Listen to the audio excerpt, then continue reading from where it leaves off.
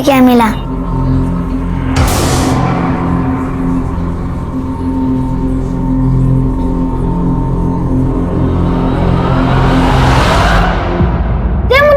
मुझे चाहिए। नहीं मेरा है ये, मुझे चाहिए। मेरी है। पर दे मुझे। मेरी गाड़ी है। मुझे भी मेरी गाड़ी है।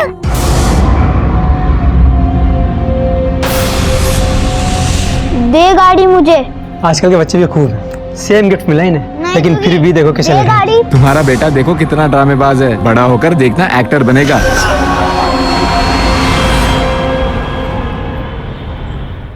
अभी कहाँ गया ये लड़का? ये ऊपर बरसाती में क्या करता रहता है? ये आपकी टिफिन।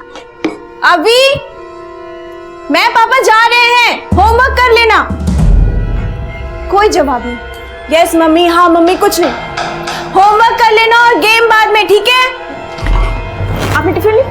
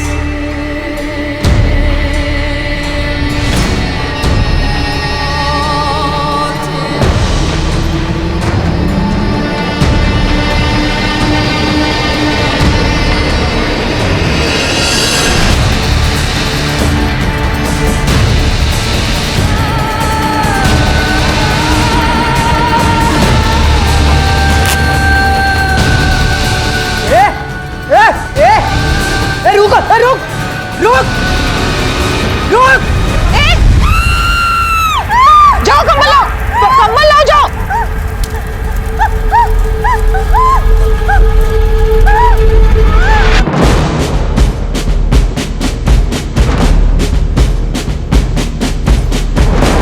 आप खामा खाइए, it's okay, I am fine. Verma, और ओके? ऑल ओके सर, ऊपर से थोड़ा जला है, लेकिन कांस्टेबल पाल के हाथ थोड़ा ज्यादा जले, ट्रीटमेंट चालू है। पेशेंट वो औरत 25% बर्न्स है। लकीली वुंड ज्यादा डीप नहीं है। थैंकफुली आग टाइम पे बुझा दी गई। जैसे ही उनकी हालत स्टेबल होती है, हम उन्हें जल्दी जनरल वार्ड में शिफ्ट करेंगे। आप आगे की इंक्वायरी कर सकते हैं बाद में।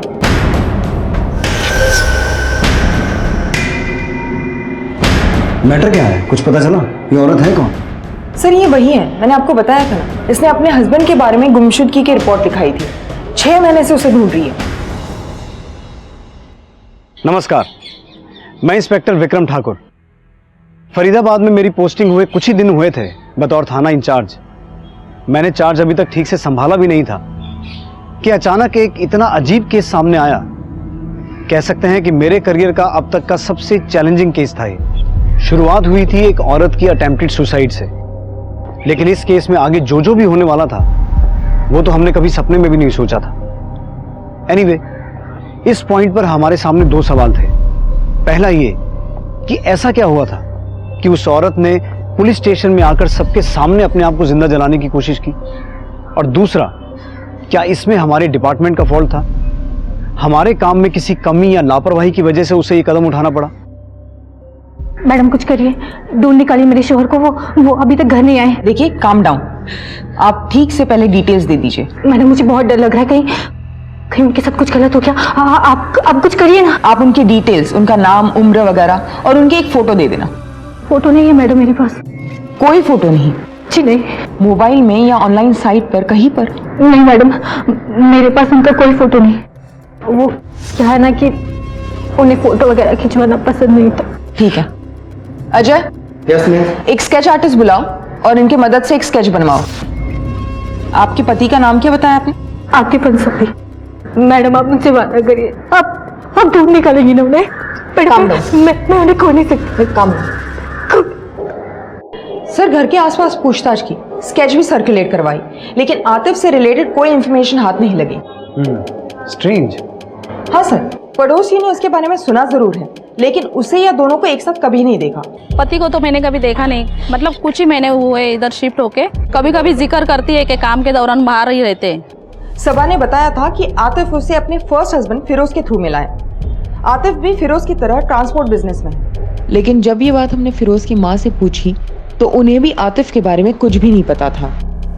कौन है ये? मैं तो इसे नहीं जानती।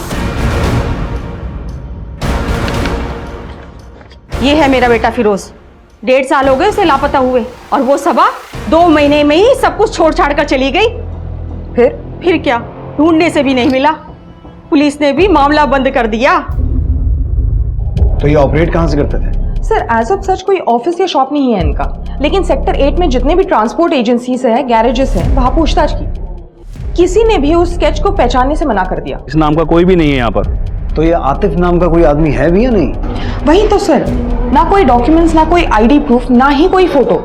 हमको एक्चुअल में ऐसे ही लगने लगा कि कोई है ही नहीं। ये औरत मनगढ़ंत बातें बना रही है, शायद डेल्यूजन का शिकार होगी। एक बार ध्यान से देख लो। मैडम, फोटो देखने की कोई भी जरूरत नहीं है। मैंने आपसे कहा ना कि ये फिरोज है, मेरे पहले शौहर। और ये भी लापता हुए थे। हाँ, अब लापता हो गए थे तो हो गए थे, इसमें मेरी क्या गलती है? और आप ये सवाल मुझसे क्यों कर रही है मैडम? अच्छा ठीक है, पानी पियो। आखिरी बार कब देखा था आपने आतिफ को? और आप दोनों के बीच कोई अनबन, झगड़ा? नहीं मैडम, सब ठीक था। मेरे और फिरोज के बीच में कभी कोई अनबन नहीं होती थी। फिरोज या आतिफ, किसकी बात कर रही हो तुम? आपने अभी कहा फिरोज। मैं आतिफ की बात कर रही थी, और फिरोज से मेरा कोई लेना देना नहीं है। उसे गायब हुए तो 1.5 साल हो गया ना, और मेरे शौहर तो अभी गायब हुए हैं। वो तो मिल जाने चाहिए था ना ढूंढने पर। आप कुछ करिए मैडम, मैडम ढूंढ निकाली उन्हें। धीरे धीरे मामला ठंडा भी होने लगा था, लेकिन अचानक ऐसा कुछ कर देगी ये सोचा नहीं था सर।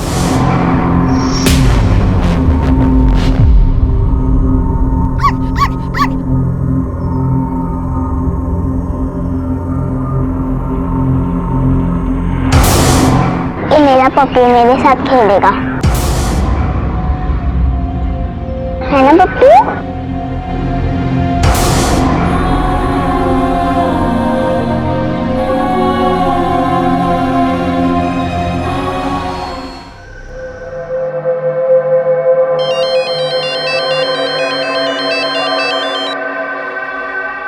आई डोंट नो कैसी लग रही हूँ, खुद आकर देख लो। आज इतना स्पेशल दिन है और आज भी लेट। जल्दी आओ ना, मैं तुम्हारा वेट कर रही हूँ। Love you. फ्लावर कैसा दिए? 200 रुपए का। ये वाला भी देखा, फ्रेश है ना? हाँ फ्रेश है।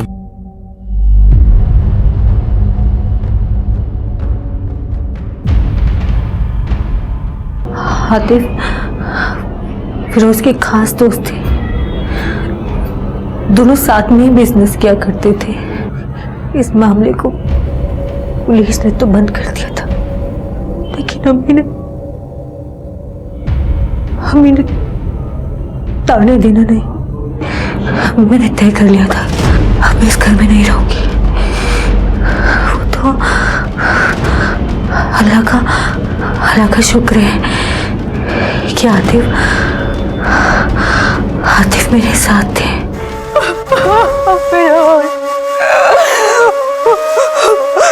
संभालो अपने आप को, अकेली नहीं हो तुम। आप हैं एक हौसला, एक उम्मीद है मुझे, वरना सोचो मत, पूरी जिंदगी पड़ी है तुम्हारे सामने, हक है तुम्हारा खुशियों पर। वक्त के साथ मैं और आतिफ बहुत करीब आते गए। लोगों ने हमारे बारे में बुरा बुरा कहना शुरू कर दिया था। उन्होंने मुझसे कहा कि वो मुझे अपनी बीवी बनाकर साथ रखेगी, इसलिए हम लोगों ने निकाह किया और वो मुझे अपने नए घर में ले गए। कितना टाइम हुआ यहाँ शिफ्ट हुए? 8-9 महीने हो गए होंगे। 8-9 महीने हो गए हैं, लेकिन तुम्हारे किसी भी पड़ोसी ने अभी तक आतिफ को देखा नहीं। मैं डाउट नहीं कर रहा हूँ, तुम जो कह रही हो सही कह रही हो, लेकिन बात सिर्फ इतनी सी है कि अगर तुम चाहती हो कि हम आतिफ को ढूंढें तो तुम्हें सब कुछ साफ साफ बताना पड़ेगा। वो हमेशा अपने आप में रहते थे, कैमरे से दूर भागते थे। फोटो वगैरह खींचना, उससे बातें करना, ये सब पसंद नहीं था उन्हें। आस पड़ोस के लोगों से भी कभी बात नहीं करते थे वो। तो ये सब कुछ तुम्हें कभी अजीब नहीं लगा? आतिफ कहते थे कि दूर में हम दोनों का एक छोटा सा संसार, अगर दुनिया वालों की नजर हम पर पड़ गई तो हमारे रिश्ते को नजर लग जाएगी। जो प्यार में मैं बचपन से ढूंढ रही थी वो मुझे आतिफ ने दी।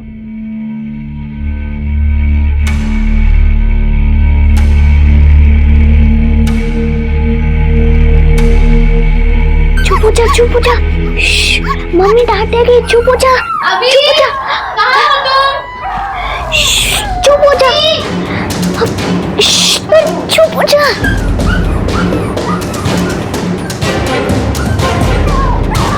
अभी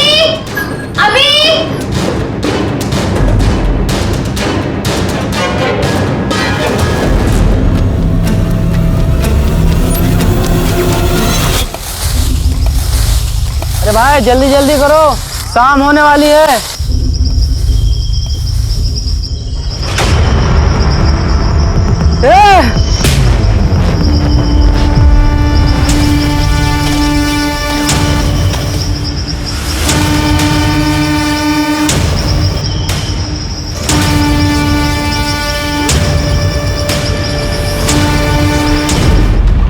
इंस्पेक्टर साहब, कल रात से वीरेन मिसिंग है।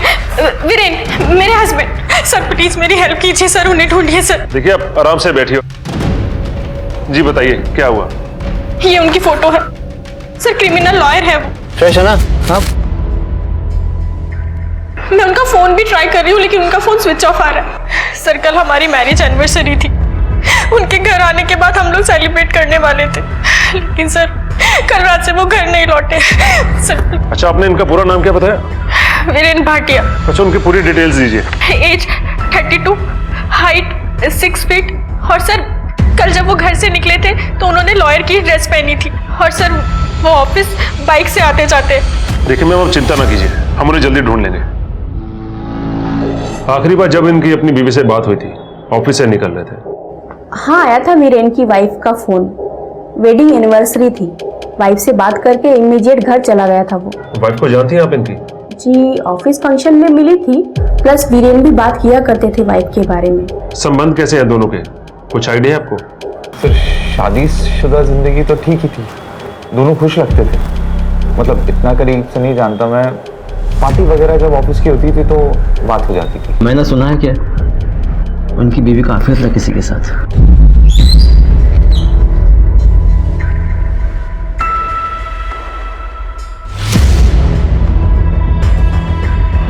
और सिमी से भी दूर रही हो, और फोन मत करना सिमी को, समझा? क्या दीपक और मैं? सर दीपक मेरा बेस्ट फ्रेंड है सालों से, ऑलमोस्ट कॉलेज टाइम से। अफेयर?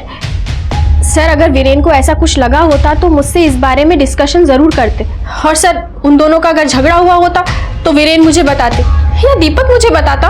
और ऐसा किसी ने कुछ नहीं बताया तुम्हें? बिहेवियर में कोई चेंज वीरेन के? नहीं सर, वीरेन का तो नहीं, लेकिन दीपक काफी टाइम से टच में नहीं है। इनफैक्ट सर मैंने ये बात अभी रियलाइज की, ना कोई कॉल ना कोई मैसेज, कुछ भी नहीं। दीपक टच में नहीं है? वो तो बेस्ट फ्रेंड है ना तुम्हारा, तुमने तो उसे कांटेक्ट करने की कोशिश की होगी। सर मैंने कहा ना आपसे, मैं ये बात अब रियलाइज कर रही हूँ। दीपक को ट्रैवलिंग का बहुत शौक है, सिंगल बंदा है, कभी भी कहीं भी निकल जाता है, जब वापस आता है कॉल करता है, मैसेज भी करता है, और सर फिर हम मिलते भी हैं। यही दीपक का पैटर्न है, इसलिए सर मैंने भी ज्यादा नहीं सोचा। और सर दीपक और मेरा अफेयर, सर दीपक मेरे बारे में ऐसा सोच भी नहीं सकता। तो किसी से कोई दुश्मनी, कोई प्रॉब्लम? क्रिमिनल लॉयर है, इतने सारे केसेस, इतने सारे क्रिमिनल्स। सर आपको लगता है क्या कि ये किसी पुराने केस से रिलेटेड है? हाँ हो सकता है, हमें हर एंगल देखना होगा। और वैसे भी उसे गायब हुए 72 घंटे हो चुके हैं। आपको कुछ भी पता चले तुरंत इन्फॉर्म करना। और ये दीपक कहाँ रहता है? सेक्टर नंबर 24 से मिली बॉडीज की पोस्टमार्टम रिपोर्ट। सर ये deceased number 1, name unknown, age 34-35 years, estimate time of death September 2016। ये deceased number 2, name unknown, age 30 years, estimated time of death October 2017, मतलब 8 महीने पहले की बात। ये डिसीज नंबर 3, एज 32 इयर्स और मौत लगभग हफ्ते भर पहले की बात। सर तीनों केसेस में कॉज ऑफ डेथ सेम है, 9 by 1.5 इंचेस का चाकू जिससे मल्टीपल स्टैबिंग किया है, 0.25 थिकनेस वाला। सर वेपन, स्टैबिंग मैनर और असॉल्ट एंगल तीनों भी केसेस में सेम है। सर बॉडी से आर्टिकल मिला है। कोई बटुआ या आईडी नहीं मिला ना? नहीं सर, बस यही। एग्जामिन करवाओ क्या लिखा है, और इसका डिजाइन भी कुछ अनकॉमन है। लेकिन ये आर्टिकल बॉडी नंबर 1 से मिला है, बॉडी नंबर 2 और 3 से कुछ भी नहीं मिला। ये जो पहला विक्टिम है, पहले विक्टिम को दफन हुए काफी समय हो गया है, इसलिए इसका फेशियल रिकंस्ट्रक्शन मुश्किल होगा। लेकिन फोरेंसिक एंथ्रोपोलॉजिस्ट को इन्वॉल्व करके विक्टिम नंबर 2 के चेहरे को रिकंस्ट्रक्ट करवाओ। सभी बॉडीज की सोमेटोस्कोपी और सोमेटोमेट्री की रिक्वेस्ट रेज करो। और ये जो विक्टिम नंबर 3 है, जिसे मरे 1 हफ्ता ही हुआ है, इसके चेहरे का फोटो लेकर इसे डिजिटली एनहांस करवाओ और इसकी फोटो सभी पुलिस स्टेशन में सर्कुलेट करवाओ। हो सकता है इसकी मिसिंग कंप्लेंट कहीं मिल जाए। सर सबा के गुमशुदा पति को ढूंढते वक्त 3 लाशें बरामद हुई हमें, और उस वक्त तो हमें यह भी नहीं पता था कि ये दोनों बातें आगे जाकर जुड़ने वाली हैं। ऐसे केसेस हुए हैं पहले भी, जिसमें कंप्लेंट या इंफॉर्मेशन लेकर आया आदमी खुद किसी भ्रम का शिकार होता है, डिल्यूजनल। इसमें उनकी कोई गलती नहीं है। लाइफ में हुआ कोई ऐसा हादसा या सदमा उन पर ऐसा भारी असर छोड़ जाता है कि जिससे वो कभी उभर ही नहीं पाते हैं। वो जिंदगी भर उसी भ्रम में जीते रहते हैं। कई लोगों को यह यकीन था कि आतिफ अंसारी नाम का कोई इंसान था ही नहीं, वो सबा अंसारी का वहम था। मैडम कुछ करिए, ढूंढ निकालिए मेरे शोहर को, वो अभी तक घर नहीं आए।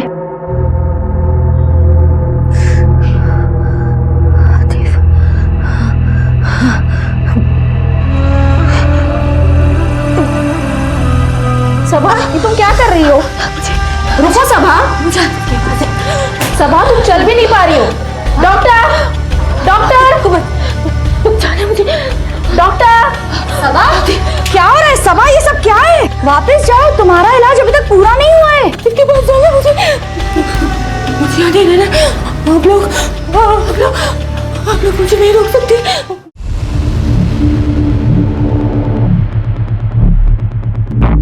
परफेक्ट टाइमिंग है इस ताले की भी। क्या हुआ सर? आप जानते हैं इस दीपक को? बात होती है कभी? हाँ सर, सभी से मिलता जुलता है और हमारे साथ कभी कभार क्रिकेट खेल लेता है। तो जानते हैं कहाँ गया हो सकता है? नहीं सर, वैसे तो हमेशा बताकर जाता है और कभी कभार चाबी भी छोड़ देता है, लेकिन इस बार ऐसा कुछ नहीं है। ठीक, इसकी कॉल डिटेल्स निकलवाओ और लोकेशन ट्रेस करो।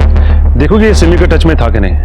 पता चले कि अपने पति को रास्ते से हटा के खुद विक्टिम बनने का नाटक कर रही हो। वैसे कई केसेस में ऐसा होता है। और ये वीरेन, उसके साथ कुछ ना कुछ प्रॉब्लम तो जरूर है। दीपक पर नजर रखो और किसी को सिविल ड्रेस में उसके घर के बाद तैनात करो। हमें वीरेन को जल्दी से जल्दी ढूंढना होगा। और हाँ, वो वीरेन कहा तो जगदीश को लाइन अप किया? जी सर। सर हाँ, ये उसकी फोटो। फॉरेंसिक से कोई अपडेट? सर अभी तक तो कुछ नहीं। पीएसआई अनीता वर्मा ये। ओके, मैं आपको थोड़ी देर में अपडेट करती हूँ। सिमी भाटिया को जल्दी से कांटेक्ट करो, उसे आना पड़ेगा बॉडी आइडेंटिफाई करने के लिए। सर गुरुग्राम थाने से पीएसआई अर्जुन सिंह का फोन था, वो एक मिसिंग केस हैंडल कर रहे हैं। जो फोटो हमने सर्कुलेट करवाई थी बॉडी नंबर 3, उनका कहना है वो शायद वही होगी। वीरेन भाटिया पेशे से लॉयर है। वीरेन भाटिया? दीपक, मुझसे नहीं होगा, I can't. Mrs Bhatia, I understand, मुश्किल है, लेकिन करना पड़ेगा, जरूरी है।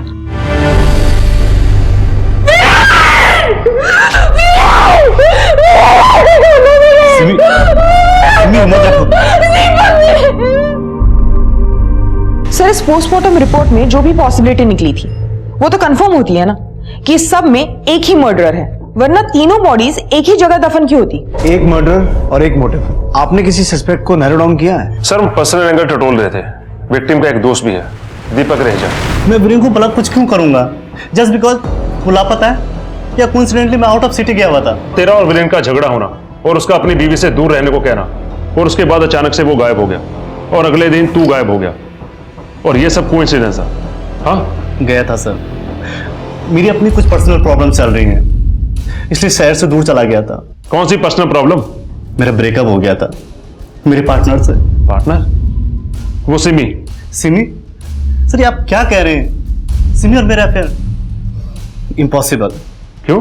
बिकॉज आई एम की। क्या? मेरा एक बॉयफ्रेंड है, आई मीन मेरा एक बॉयफ्रेंड था, हम दोनों का ब्रेकअप हो गया है। इन सब बातों से परेशान होकर मैं आउट ऑफ सिटी चला गया था। और जिस झगड़े की आप बात कर रहे हैं ना सर, वो भी इससे जुड़ा हुआ है। मैं जो हूं वो हूं, ये मेरी पर्सनल चॉइस है। कौन सी चॉइस? ये नपुंसक बनने की चॉइस? बकवास बंद कर। हट, तुम बीमार है समझा? इलाज करवाओ अपना, और फोन में मत करना सिमी को, समझा? और सर जिस फोन कॉल की आप बात कर रहे हैं ना, जो कॉल मैंने सिमी को किया था सर, मैंने उसे ये बताने के लिए कॉल किया था कि मेरा ब्रेकअप हो गया है। पर जब उसने कॉल उठाया तो वो अपनी एनिवर्सरी को लेकर इतनी एक्साइटेड थी कि मैं उसे कुछ बता भी नहीं पाया। मुझे लगा खामखाम वो परेशान हो जाएगी। मैंने बस उसे एनिवर्सरी विश किया और फोन रख दिया। और अगली सुबह मैंने अपना बैग पैक किया और दूर शहर से चला गया, अपना फोन भी स्विच ऑफ कर दिया। सर हमें लगा दीपक का वीरेन की बीवी के साथ अफेयर है, लेकिन सर हमने वेरीफाई किया ऐसा कुछ भी नहीं है। सर ये जो दीपक है वो गे है और उसका एक बॉयफ्रेंड भी था। सर वीरेन को जब दीपक के बारे में पता चला तो उनमें काफी गाली गलौज हुई, लड़ाई झगड़ा हुआ और वीरेन ने उसे काफी ह्यूमिलेट भी किया। ह्यूमिलिएशन? वीरेन को मारने का मोटिव तो मिलता है, लेकिन बाकी के दोनों को क्यों? अनलेस दीपक इन दोनों को भी जानता हो और इन दोनों ने भी दीपक को इंसल्ट किया हो या किसी वजह से उकसाया हो। सर लेकिन यहाँ क्यों? फरीदाबाद में क्यों? वो तो उसे गुरुग्राम में मार के ही दफन कर सकते थे। दीपक का फरीदाबाद से कोई कनेक्शन? अभी नहीं तो 1.5 साल पहले का, जब इस पहले विक्टिम को मारा गया था। नहीं सर, हमने उसकी पर्सनल हिस्ट्री चेक की। बेसिकली वो मुंबई से है, यहाँ लॉ करने के लिए शिफ्ट हुआ था। लेकिन सर 2 सस्पेक्ट्स और भी हैं, 2 क्रिमिनल्स जिनको वीरेन ने सजा दिलवाई थी। सर दोनों कुछ महीने पहले सजा काट के बाहर आए। बस सर वही 2 हैं। सर इस केस के रिगार्डिंग कोई भी असिस्टेंस की जरूरत होगी तो प्लीज मुझे बताइएगा। Sure, thank you so much. Thank you sir.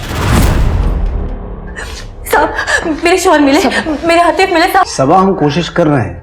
कोशिश? फिरोज की वजह से भी सही हुआ था, पुलिस ने कोशिश की थी और थोड़ी देर के बाद केस बंद कर दिया था। अगर इस बार भी ऐसा हुआ तो नहीं साहब, मैं उन्हें खो नहीं सकती साहब, कुछ करिए। देखो सबा, जब तक तुम्हारे पति नहीं मिल जाते हम चैन से नहीं बैठेंगे।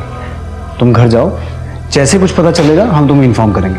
मैं घर नहीं जाना चाहती, मैं यहाँ रह के अपने आतिफ का इंतजार करना चाहती। एक काम करो, इन्हें मेस के बाहर जो बेंच है वहां बिठाओ, पानी पिलाओ। Yes sir. मैंने इसके पहले पति की फाइल्स मंगवाई थी, क्या हुआ उसका? सर मैंने उनसे कांटेक्ट किया है, फाइल्स आ जाएंगी। अंडरस्टैंड वर्मा, वो फाइल्स आएंगी तो हमें इस केस के बारे में इंफॉर्मेशन मिलेगी। अगर बाई चांस सबा ने उन फाइल्स में अपने पहले पति के बारे में वही सब बताया है जो अभी वो अपने दूसरे पति के बारे में बता रही है, तो हमें यह समझ में आएगा कि एक पैटर्न है जिसे वो बार बार फॉलो करती है और आतिफ अंसारी नाम का कोई इंसान है ही नहीं। और अगर ऐसा नहीं है तो हमें यह समझ में आएगा कि बार बार सबा को टारगेट किया जा रहा है। ये कोइंसिडेंस तो नहीं हो सकता ना? Yes sir, you are right, I am sorry. मैं उन्हें कांटेक्ट करती हूँ और फाइल्स इमीडिएटली लाती हूँ। अभी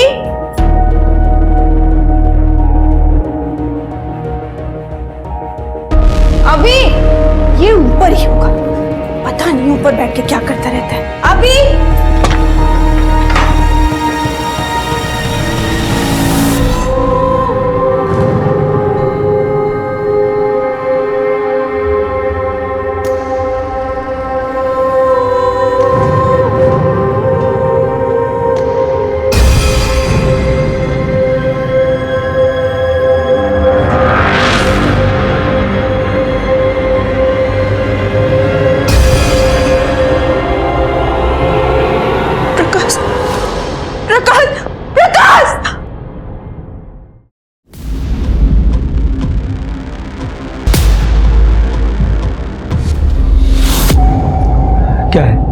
क्या है ये सब? मैंने तुमसे पहले ही कहा था, अभी किसी से दोस्ती नहीं करता, कहीं बाहर खेलने नहीं जाता। तुम्हें अजीब नहीं लगता ये सब? कहीं हमारा अभी उसकी दिमागी हालत। क्या बकवास कर रही हो तुम? पागल हो गई हो?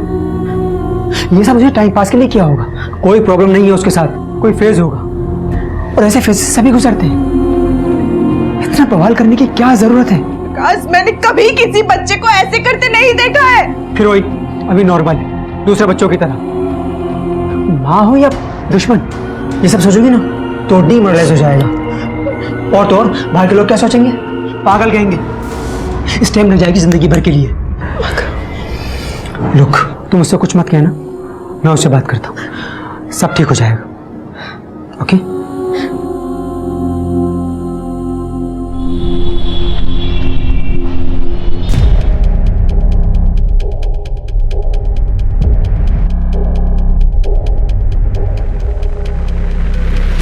सिमी, प्लीज। सर, मैंने दिल्ली से कॉलेज कंप्लीट किया है, वही मेरी सिमी से मुलाकात हुई थी, लेकिन आप ये सब। और फरीदाबाद? फरीदाबाद? फरीदाबाद में रहना नहीं हुआ? नहीं सर। 1.5 साल पहले कहाँ रहते थे? गुरुग्राम में या फरीदाबाद में, कि फरीदाबाद के आसपास? सर 1.5 साल पहले, मैंने आपको बताया ना अभी कि 3 साल से मैं यही हूँ गुरुग्राम में। लेकिन आप ये सब क्यों पूछ रहे हैं? बस कीजिए सर, हमें और परेशान मत कीजिए। आप जाइए और जाकर वीरेन के कातिलों का पता लगाइए। वही करना है। तुम्हारे पति की लाश यहां से 42 किलोमीटर दूर फरीदाबाद में मिली, ये बात तुम्हें खटकी नहीं? और साथ ही जिस गड्ढे में से तुम्हारे पति की बॉडी मिली, उसी गड्ढे में से 2 डेड बॉडीज और मिली हैं। इसीलिए पूछ रहे हैं, फरीदाबाद से या उन दोनों आदमियों से इसका कोई कनेक्शन है या नहीं?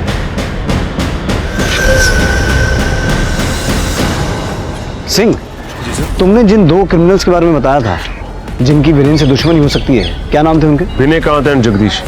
उन्हें तोड़कर देखो, हो सकता है उनमें से किसी का कनेक्शन बाकी मिली 2 डेड बॉडीज में से किसी के साथ हो। माना 1.5 साल पहले वो जेल में थे, पर इन लोगों के कनेक्शन अच्छे खासे होते हैं, किसी और से मर्डर करवाया होगा। जेल से निकलने के बाद कहाँ कहाँ गए, क्या क्या किया, सब कुछ पता करवाओ। और जहाँ जहाँ गए उन एरियाज में अगर कोई गुमशुदगी के या अनसॉल्व मर्डर केसेस हैं, सब कुछ ढूंढ निकालो। उनमें से एक बंदा वही है फरीदाबाद में, जगदीश पंडित। अच्छा जी सर। वर्मा, फंसाइए हमको, हम तो खड़े हैं कि हमको कोई फंसाए।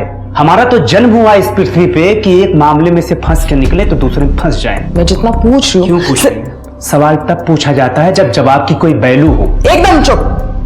देख, जहां पर वो बॉडीज मिली है ना, वहां पर तेरा मोबाइल क्रैक हुआ है। अब तू चुपचाप बोलेगा या? था, मैं वहां था, आपके हिसाब से मैं वहां था। फिर क्यों थे, क्या कर रहे थे? मैं अगर कुछ बोलता हूं तो आपको कोई फर्क पड़ेगा? आप कहेंगे कि मैं मंगल ग्रह में था तो ठीक है, क्योंकि कोर्ट में तो आपकी सुनी जाएगी। हम तो कह रहे हैं ना, हमारा जन्म इसलिए हुआ है कि हमको कोई फंसा दे। पागल आदमी है सर। कॉल रिकॉर्ड्स के मुताबिक जगदीश 1 हफ्ते पहले वही था जहां पर बॉडीज बरामद हुई। वीरेन की वजह से पहले ही अंदर जा चुका था। जब असली मर्डरर ने अपना गुनाह कबूल किया तो कोर्ट रूलिंग रिवर्स की गई। छूट तो गया, लेकिन सबसे पहले जाके वीरेन को धमकाया। बस यही, बाकी दोनों से उसका कोई कनेक्शन नहीं है।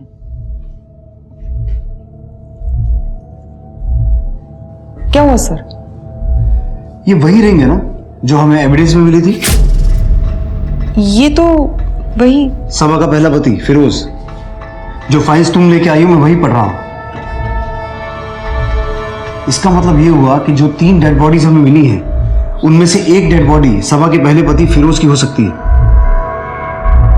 ये देखो, सबा के पहले पति को गायब हुए 1.5 साल हुआ है। 1.5 साल हो गए लापता हुए?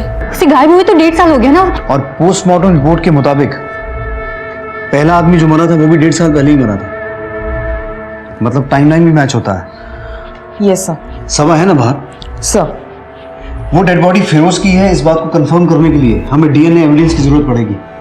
और आतिफ नाम का सबा का कोई पति है भी या नहीं, इस बात को कंफर्म करने का अच्छा मौका है हमारे सामने। अगर सबा के पास अपने पति की कोई ऐसी चीज है जिससे डेड बॉडी का डीएनए मैच करवा के देख सकें, तो इससे ये साबित हो जाएगा कि वो डिल्यूजनल है और जिस खोए हुए पति की बात कर रही है वो फिरोज ही है और कोई नहीं। सर, हमें तुम्हारे पति की कोई चीज चाहिए जो वो इस्तेमाल करते थे, कंघी, टूथब्रश, ऐसा कुछ है तुम्हारे पास? नहीं साहब, मेरे पास उनका कोई भी सामान नहीं। वो जब भी कहीं जाते थे अपना सारा सामान अपने साथ ले जाते थे, मेरे पास तो कुछ भी। साहब, एक चीज है, वो शेव करते हैं ना, रेजर शायद घर में होगा। हमें उसकी जरूरत होगी। वो मेरे श्योर नहीं होंगे ना साहब। सबा, वही तो पता लगाना है। अभी कोई भी बात पुख्ता तौर पर साबित नहीं हुई है। एक बॉडी जिसे हम अभी तक बॉडी नंबर 3 कहते थे, वो वीरेन भाटिया की बॉडी आइडेंटिफाई हो चुकी थी और हम उम्मीद कर रहे थे कि एक और बॉडी, बॉडी नंबर 1, जिसे 1.5 साल पहले दफनाया गया था, किसी तरह से उसकी भी शिनाख्त हो जाए। हमें अंदाजा तो था कि वो बॉडी सबा के पहले पति फिरोज की थी। अगर ये बात डीएनए मैचिंग से साबित हो जाती तो इससे कम से कम ये गुत्थी तो सुलझ जाती कि सबा का पति आतिफ अंसारी वाकई में था या उसका भ्रम। लेकिन इस वक्त तक हमें इस बात की भनक भी नहीं थी कि इन विक्टिम्स के बीच के जिस कनेक्शन को हम ढूंढ रहे थे वो कितने बड़े खतरे में था। सर, हमने उस रेपिस्ट बेनिकांत यादव का कच्चा चिट्ठा निकाला, उसे लॉकअप में लेकर पूछताछ भी की, लेकिन उसका वीरेन से कोई लेना देना नहीं है। सर, हमने उसका कॉल रिकॉर्ड्स और ट्रायंगुलेशन रिकॉर्ड्स भी वेरीफाई किए, वो सच बोल रहा है। सर, ना ही उसका फरीदाबाद से और ना ही उन दोनों लोगों से कोई कनेक्शन निकला।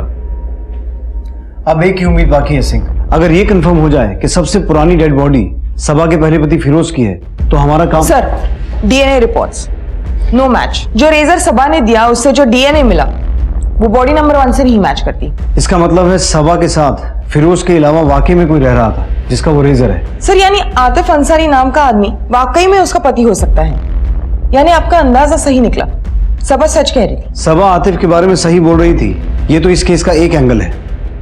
लेकिन वो बॉडी नंबर 1, ये कंफर्म करना कि वो बॉडी फिरोज की है बहुत जरूरी है। एक काम करो, सबा को लेके आओ।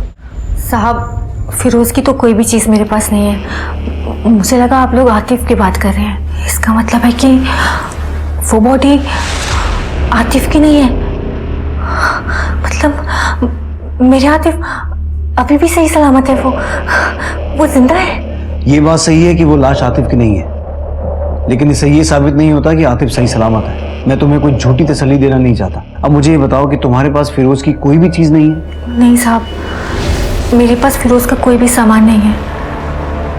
लेकिन हाँ, उनकी अम्मी, फिरोज का कोई तो सामान उनके पास होगा। ठीक है, तुम जाओ, कुछ पता चलेगा तो बताते हैं। सर, कहीं यही तो इन्वॉल्व नहीं? सर, क्या पता ये सबा विक्टिम बनने का नाटक कर रही हो। सर, ऐसे कैसे हो सकता है कि एक ही औरत के दोनों हस्बैंड गायब? अरोड़ा, सर एक काम करो, सबा ने जो रेजर दिया था उसे बॉडी नंबर 2, जो 8 से 9 महीने पुरानी है, उसके डीएनए के साथ मैच करवा के देखो। वर्मा, तुम फिरोज की मां से फिरोज का डीएनए सैंपल ऑब्टेन करो। अगर बॉडी नंबर 1 फिरोज की है और बॉडी नंबर 2 आतिफ की निकलती है तो देखना यह भी है कि इन दोनों का वीरेन के साथ क्या कनेक्शन है। Okay sir.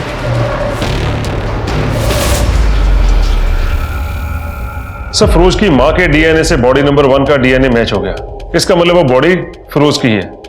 और सर, बॉडी नंबर 2 का डीएनए आतिफ के डीएनए से मैच नहीं हुआ। इसका मतलब वो किसी और ही की बॉडी है जो अभी तक इस केस में सामने नहीं आया। सर, अब क्या सबा और सिमी के बीच कोई लिंक है? सर, हमें सबा और आतिफ से जुड़ी और भी इंफॉर्मेशन निकालनी होगी। सर, आतिफ का कुछ ना कुछ बैकग्राउंड तो जरूर होगा। सबा और सिमी दोनों एक ही एज के हैं, दोनों की फैमिली वगैरह कुछ नहीं है। करेक्ट। बेसिकली इन दोनों का प्रोफाइल एक जैसा है। एक डेड बॉडी फिरोज की है, दूसरी डेड बॉडी वीरेन की है। और डीएनए रिपोर्ट से यह साबित हो चुका है कि तीसरी डेड बॉडी आतिफ की नहीं है। अगर इस पैटर्न को लॉजिकली देखा जाए तो तीसरे आदमी की भी बीवी होनी चाहिए। आना नहीं, आना नहीं, आना नहीं, मैं मार दूंगी।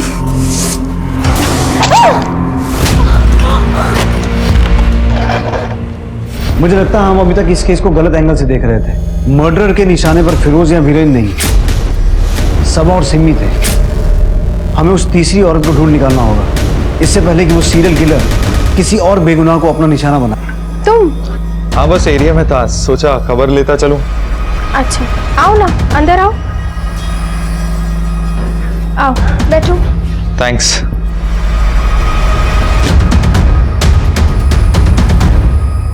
ये तुम्हारे हाथ को क्या हुआ? कुछ नहीं, ऐसे ही। इन आदमियों को ध्यान से देख के बताओ, तुमने इन्हें कभी देखा? जी नहीं। इनको कभी आतिफ या फिरोज के साथ देखा हो? सबा, मुझे आतिफ के बारे में सब कुछ बताओ। मुझे जितना पता था मैं आपको पहले ही बता चुकी हूँ। मैंने आपसे कहा ना कि आतिफ हमेशा हमेशा अपने आप में रहते थे। जब मैं आतिफ के स्केच को देख रहा हूँ मुझे ऐसा लग रहा है कि मैंने इस आदमी को कहीं देखा है और हाल फिलहाल में ही देखा है। धीरज रखो सिमी, तुम अकेली नहीं हो, मैं हूं ना। तुम मुझे शुरू से बताओ, तुम आतिफ को पहली बार कहाँ मिली थी, कैसे तुम्हारा मिलना जुलना बढ़ा, कैसे उसने तुम्हें शादी के लिए प्रपोज किया, सब कुछ। फिरोज के साथ ही मैं आतिफ से पहली बार मिली थी। आतिफ की सालगिरह पर हम लोग होटल में खाना खाने गए थे। उसके बाद हमारी मुलाकातें बढ़ती गई और फिरोज के गायब होने के 2 हफ्तों बाद आतिफ ने मुझे पहली बार बताया कि वो मुझे पसंद करते हैं। और उसके बाद जब पुलिस ने केस बंद कर दिया तो। 1 मिनट, क्या कहा तुमने? फिरोज के गायब होने के 2 हफ्ते बाद आतिफ ने कहा कि वो तुमसे प्यार करता है? जी। वर्मा, सिंह, वीरेन को गायब हुए 2 हफ्ते हो चुके हैं। सिमी कहाँ है? सिमी को फोन लगाओ। जी सर। सर बेल जा रही है लेकिन वो फोन नहीं उठा रही। आई थिंक मैं जानता हूं कि मैंने इस आदमी को कहां देखा है। सिंह, तुम सिमी के घर निकलो। जी सर। वर्मा, तुम स्केच आर्टिस्ट को बुलाओ, क्विक। Okay sir.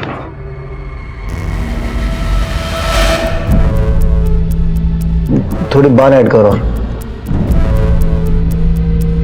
आईब्रोज बना थोड़े थिक, और इसकी पगड़ी बना। ये तो उस दिन वीरेन के चौथे पे मौजूद था।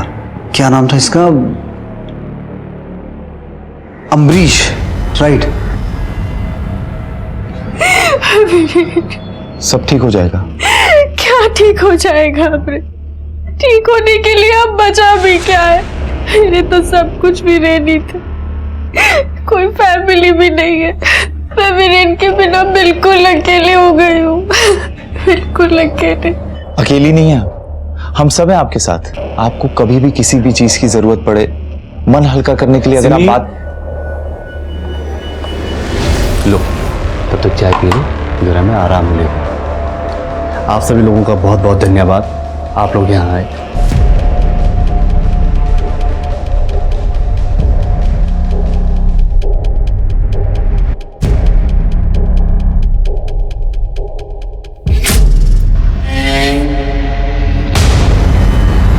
तुम्हें ऐसा कोई चाहिए जो तुम्हारे लिए डिवोटेड हो, जिसके लिए तुमसे बढ़कर कुछ ना हो। तुम जानती हो मैं तुमसे कितना प्यार करता हूं। मैंने क्या क्या किया तुम्हारे लिए। I love you Simi. हमेश, ये क्या बकवास कर रहे हो?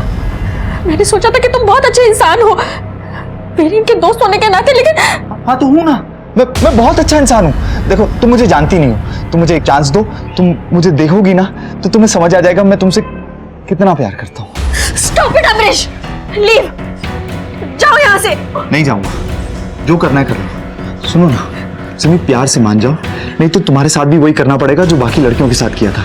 जैसे उन्हें बंद किया था, तुझे भी बंद करना पड़ेगा। छोड़ो मुझे, छोड़ो।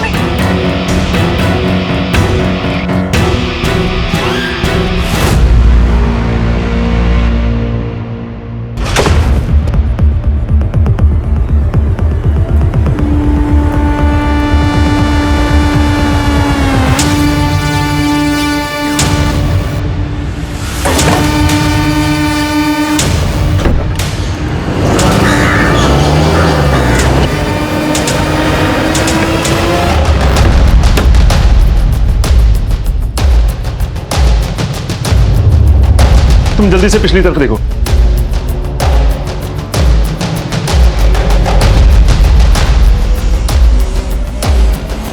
कब तो अभी भी गर्म है। सर, वहां पे कोई नहीं है। वो लोग ज्यादा दूर नहीं गए होंगे। जल्दी से एपीपी जारी करवाओ और कंट्रोल रूम में कोऑर्डिनेट करके जल्दी से चारों तरफ नाकाबंदी करवाओ और उनका फोन ट्रेस करवाओ।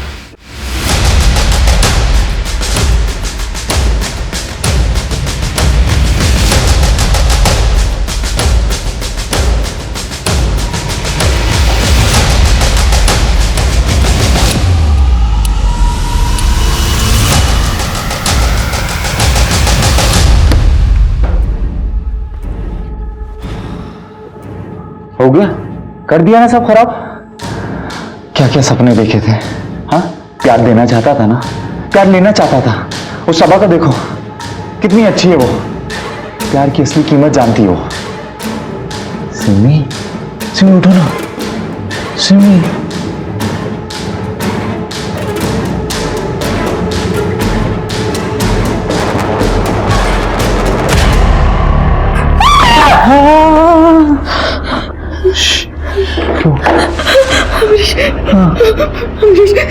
तुम चुप बोलोगे मैं करूंगी, प्लीज मुझे घर जाने दो। नहीं, मैं तुम पे ट्रस्ट नहीं कर सकता। बोलो ना, आई लव यू, बोलो ना,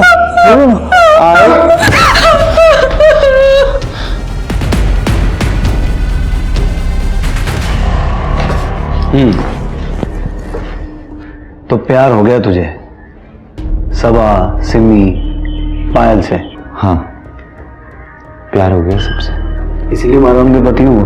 हाँ सर, कोई चारा नहीं था, बुरे नहीं थे, पर उनका लक बहुत अच्छा था। और सर मेरा लक तो हमेशा से खराब है, जब भी कुछ चाहिए होता है ना, मेरे लक में मुझे मिलता नहीं है।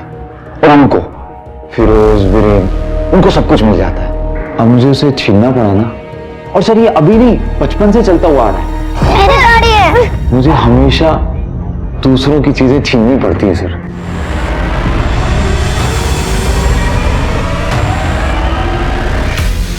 सबा को पहली बार देखा ना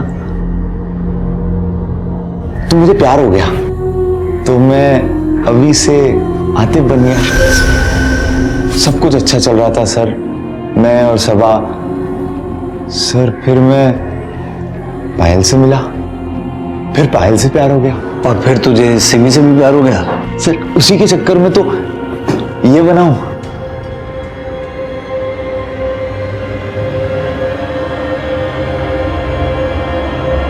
सर वो सिमी तो पटी जाती, आप लोग आ गए, थोड़ी देर और करते ना तो मैं उसे समझा देता, वो समझ जाती कि मैं उससे कितना प्यार नहीं, तेरा पागलपन है ये। अब इसी पागलपन के चलते जिंदगी भर जेल में सड़ेगा तो।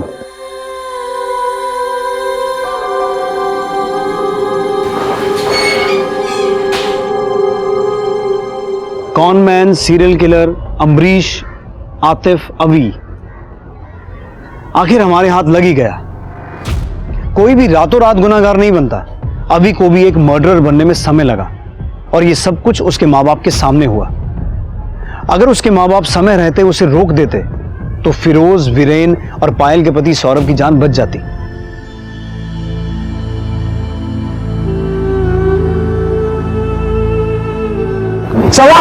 सवा मुझे पता था तुम आओगी। क्यों किया तूने ऐसा मेरे साथ? बोल, क्यों किया? क्यों ली फिरोज की जान? क्यों मारा उसे? तेरे लिए मैंने अपने आप को जला दिया। वो जानता रे, वो सब बातें सब झूठी थी। क्यों किया? बोल, क्यों? काश पहली बार किसी का कुछ छीनने पर अभी के माँ बाप ने उस पर हंसने की बजाय उसे समझाया होता, समय रहते उसकी बिगड़ती दिमागी हालत का इलाज करवाया होता। काश सबा का प्यार इतना अंधा ना होता तो ये सब कुछ होता ही नहीं।